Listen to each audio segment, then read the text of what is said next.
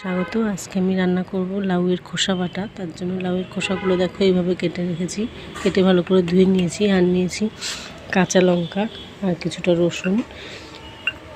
সিদ্ধ করে নেব। কড়াইতে জল দিয়ে দেব।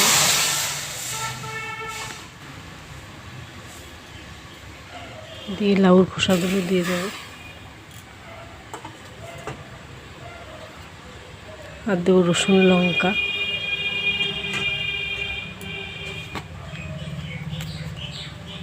দেব সামান্য একটু নুন।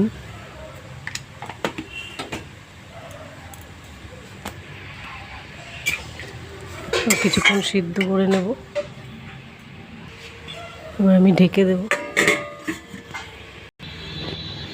বন্ধুরা, ঢাকনাটা তুলে নেব।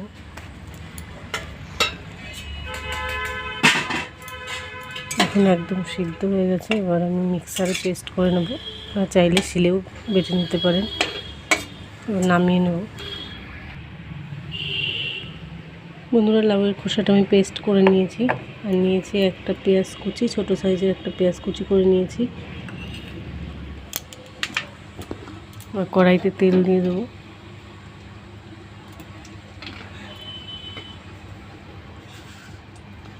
দেবো একটু কালো জিরে।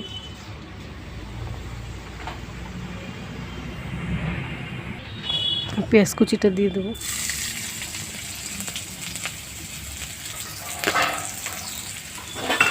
দিয়ে একটু লাল করে ভেজে নেব। বন্ধুরা, লাল লাল করে ভেজে নিয়েছি। এবার লাউয়ের খোসা বাটাটা দিয়ে দেবো।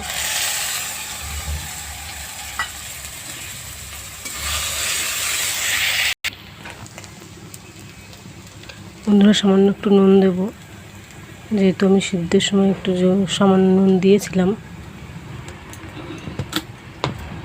তাই এখন আর বেশি দিলাম না। বন্ধুরা, লাউয়ের খোসাগুলো ফেলে না দিয়ে এইভাবে করে একবার খেয়ে দেখবেন, যেমন দারুণ লাগে খেতে। নিমেষেই এক থালা ভাত খাওয়া যাবে। হয়ে গেছে, এবার নামিয়ে নেব। কেমন হয়েছে বন্ধুরা অবশ্যই জানাবেন। সাবস্ক্রাইব করে পাশে থাকবেন। আজকের মতো টাটা।